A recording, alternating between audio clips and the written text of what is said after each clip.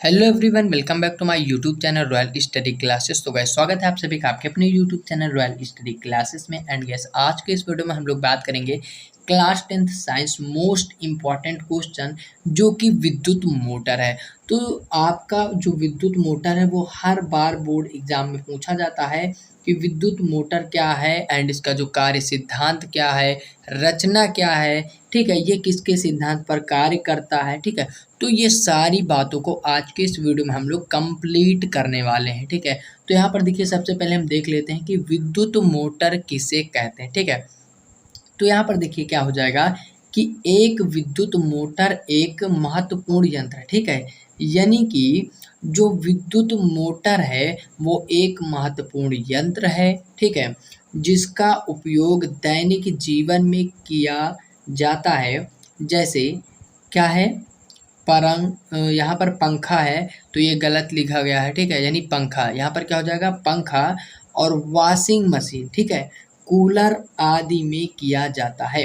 अब देखिए, जो मोटर है यानी जो विद्युत मोटर है उसका उपयोग किस में किया जाता है, पंखा में किया जाता है, फिर वॉशिंग मशीन में किया जाता है, वॉशिंग मशीन में किया जाता है, ठीक है।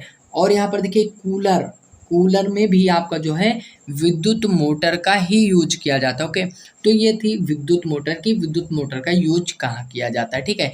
इसके बाद हम लोग क्या देखेंगे, इसके बाद हम लोग देखेंगे कि विद्युत मोटर एक जैसा यंत्र है, ठीक है, एक ऐसा यंत्र है जो विद्युत ऊर्जा को यांत्रिक ऊर्जा में परिवर्तित करता है। तो ये देखिए, ये आपका नोट पॉइंट है, ठीक है, ये आपका क्या है, एक नोट पॉइंट है। नोट पॉइंट में क्या है कि विद्युत मोटर एक ऐसा यंत्र है जो विद्युत ऊर्जा को यांत्रिक ऊर्जा में बदलता है, किसमें, यांत्रिक, ठीक है, यांत्रिक ऊर्जा में परिवर्तित करता है। तो ये था आपका नोट पॉइंट। अब देखिए यहाँ पर कार्य सिद्धांत आपका क्या है, ठीक है। तो यहाँ पर देखिए हम आपको कार्य सिद्धांत दिखाते हैं। तो सबसे पहले यहाँ पर देखेंगे कार्य सिद्धांत की विद्युत मोटर का क्या कार्य होता है, ठीक है। तो यहाँ पर देखिए कार्य सिद्धांत की अगर हम बात करें तो इसका जो कार्य सिद्धांत होता है वो क्या होता है कि विद्युत मोटर, ठीक है, विद्युत मोटर वैद्युत चुंबकीय प्रेरण के सिद्धांत पर कार्य करता है। यह विद्युत ऊर्जा को यांत्रिक ऊर्जा में परिवर्तित करता है। अब देखिए, जो इसका कार्य सिद्धांत होता है क्या है कि वैद्युत चुंबकीय प्रेरण के सिद्धांत पर, किसके सिद्धांत पर कार्य करता है, तो वैद्युत चुंबकीय प्रेरण के सिद्धांत पर कार्य करता है। और यह देखिए विद्युत ऊर्जा को यांत्रिक ऊर्जा में परिवर्तित करता है, ठीक है, यानी कि विद्युत ऊर्जा को यांत्रिक ऊर्जा में परिवर्तित करता है। तो ये था आपका कार्य सिद्धांत। ओके, इसके बाद गैस हम लोग देखने वाले हैं संरचना की, जो विद्युत मोटर होता है उसकी रचना कैसे होती है, ठीक है। तो यहाँ पर देखिए विद्युत मोटर की संरचना। अब यहाँ पर देखिए गाइस, जो चुंबक होता है इसमें और एक आर्मेचर होता है, जो यहाँ पर आपको देखने को मिलेगा आर्मेचर। एंड यहाँ पर देखिए आपको एक ब्रूस देखने को मिलेगा जो कि वाई और एक्स पॉइंट पर है। और यहाँ पर देखिए विभक्त वलय भी आपको देखने को मिलेगा। एंड यहाँ पर देखिए नीचे आपको बैटरी देखने को मिलेगी और फिर यहाँ पर ये देखिए एक कुंजी लगी होती है, ठीक है। तो मोटर में ये सारी चीज़ें होती हैं। ओके, उसके बाद देखिए कार्य सिद्धांत, जो इसका रचना है वो क्या है कि विद्युत मोटर में एक शक्तिशाली चुंबक होता है। क्या होता है, विद्युत मोटर में एक शक्तिशाली क्या होता है, चुंबक होता है, तथा इन चुंबकों के माध्य एक कुंडली रखी होती है। इस कुंडली का संपर्क दो ब्रूसों से, ठीक है, दो ब्रूसों से होता है, ठीक है, किससे होता है, देखिए यहाँ पर दो ब्रूसों से होता है। ये ब्रूसों, ठीक है, दो ब्रूसों से होता है एक्स कॉमा वाई, ठीक है, इसको हमने मान लिया है एक्स वाई, ठीक है, दो ब्रूस हमने माने हैं एक्स और वाई, ठीक है। उसके बाद यहाँ पर देखिए क्या हो जाएगा कि से होता है ये ब्रूस, ठीक है, ये ब्रूस जो हैं क्या कार्य करते हैं, तो एक दूसरे वलय से जुड़े होते हैं, ठीक है, एक दूसरे वलय से जुड़े होते हैं। इन ब्रूसों में, ठीक है, इन ब्रूसों का संबंध वलय यानी कि परिपथ से होता है।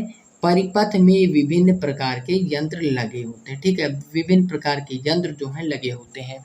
तो यहाँ से आपको क्या समझ में आया कि विद्युत मोटर में एक शक्तिशाली चुंबक होता है। सबसे पहले पता चला कि एक चुंबक होता है। ठीक है, उसके बाद क्या होता है, चुंबक के मध्य एक कुंडली रखी होती है। एक कुंडली होती है जो चुंबक के मध्य रखी होती है। इस कुंडली का संपर्क, ठीक है, इस कुंडली का संपर्क दो ब्रुश से होता है, यानी दो ब्रुश होते हैं, एक चुंबक होता है और एक कुंडली होती है। ठीक है, यानी कि दो ब्रुश जो होते हैं वो कुंडली की संपर्क में होते हैं। ठीक है, संपर्क में होते हैं और जो ब्रुश हैं उनका नाम हमने रख दिया x, y। ठीक है, और ब्रुश जो होते हैं एक दूसरे वलय से जुड़े होते हैं। ठीक है, जुड़े होते हैं तथा इन ब्रुशों का संबंध वलय परिपथ से होता है। परिपथ में विभिन्न प्रकार के यंत्र होते हैं। ओके, इसके बाद देखिए हम लोग देखेंगे,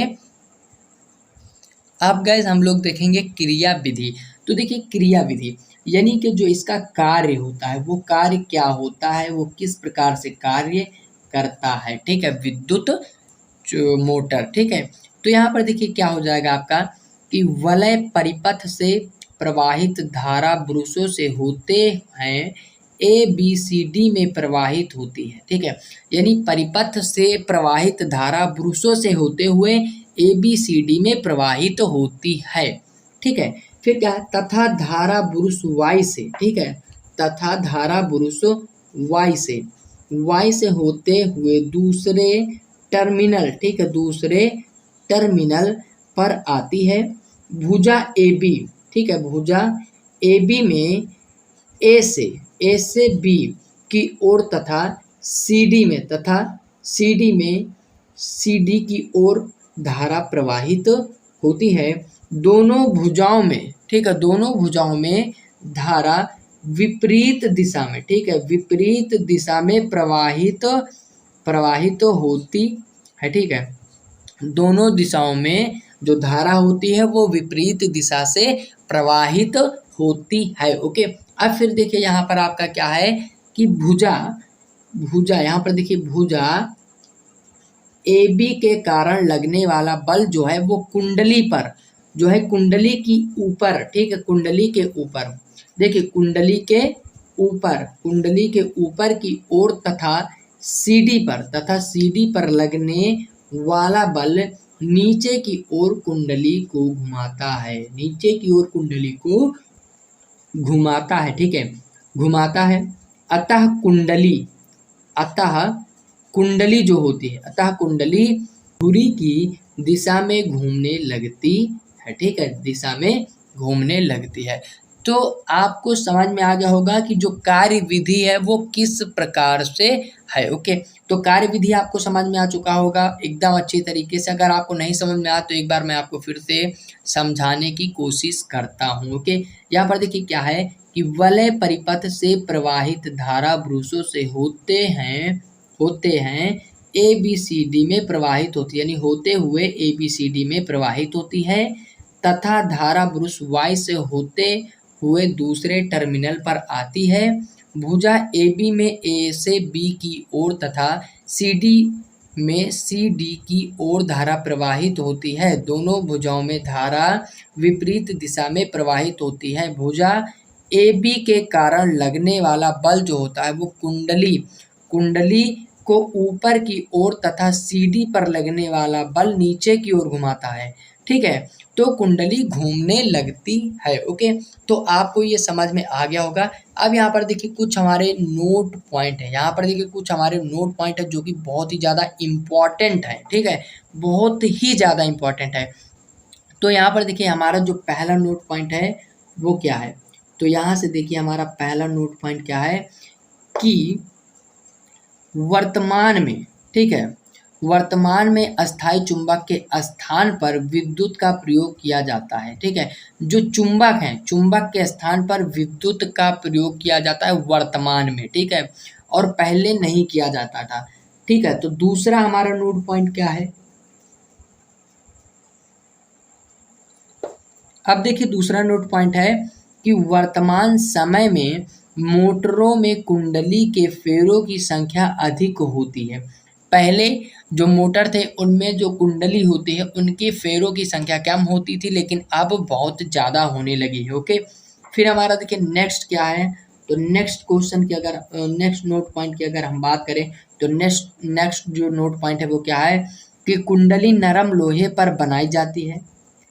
जो कुंडली होती है वो नरम लोहे पर बनाई जाती है, जिन्हें आर्मेचर कहते हैं, जिससे विद्युत शक्ति में वृद्धि होती है। ठीक है, तो जो कुंडली है नरम लोहे पर बनाई जाती है, जिन्हें आर्मेचर कहते हैं, जिससे विद्युत शक्ति में वृद्धि होती है। ओके, फिर हमारा क्या है नोट पॉइंट। ठीक है, तो यहाँ पर देखिए नोट पॉइंट आपका क्या हो जाता है, चौथा, कि विद्युत धारा के चुंबकीय प्रभाव। विद्युत धारा के चुंबकीय प्रभाव की खोज जो है किसने की थी, आरिस्ट्रेड ने की थी। किसने की थी, आरिस्ट्रेड ने की है। ओके, तो आपको ये पता चल चुका होगा कि विद्युत धारा चुंबकीय प्रभाव की खोज किसने की थी, तो आरिस्ट्रेड ने की थी। ओके, तो आई होप कि आपको ये क्वेश्चन समझ में आया होगा विद्युत मोटर का, कि विद्युत मोटर क्या कार्य करता है और किस सिद्धांत पर कार्य करता है, इसकी संरचना क्या है, क्रियाविधि क्या है और विद्युत मोटर अपने आप में क्या है। ठीक है, तो 4 से 5 चीज़ आपको पता चली है। और अगर आपको ये वीडियो अच्छी लगी हो तो इस वीडियो को एक लाइक कर दें और हमारे चैनल से जुड़ने के लिए इस चैनल को सब्सक्राइब जरूर करें। हम मिलेंगे एक नए वीडियो में नए टॉपिक के साथ, तब तक के लिए टेक केयर, बाय बाय।